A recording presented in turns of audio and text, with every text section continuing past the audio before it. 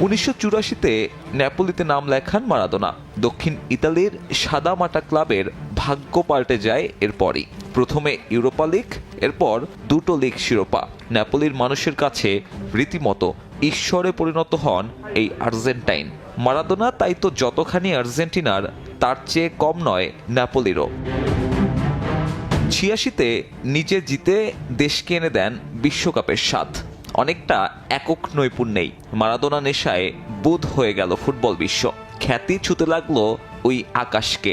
এরপর আর ফুটবলে নয়, বরং বিশ্ব ক্রীড়াঙ্গনেরই আইকনে পরিণত হন এই আর্জেন্টাইন কিংবদন্তি।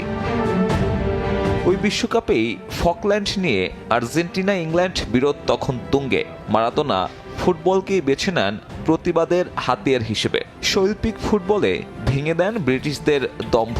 পুঁজিবাদী সমাজের বিরুদ্ধে নিপীড়িত মানুষের কণ্ঠস্বর হয়ে ওঠেন। বলেছিলেন, ফিলিস্তিন তার হৃদয়ে আছে। তবে চাঁদের কলঙ্কের মতো মারাদোনার ক্যারিয়ারেও আছে দাগ। মাদকাসক্তি তাকে ভুগিয়েছে বেশ। প্রথমে 1991-তে 15 মাসের নিষেধাজ্ঞা, এরপর 94 বিশ্বকাপে শক্তিবর্ধক অ্যাফেড্রিনের উপস্থিতি।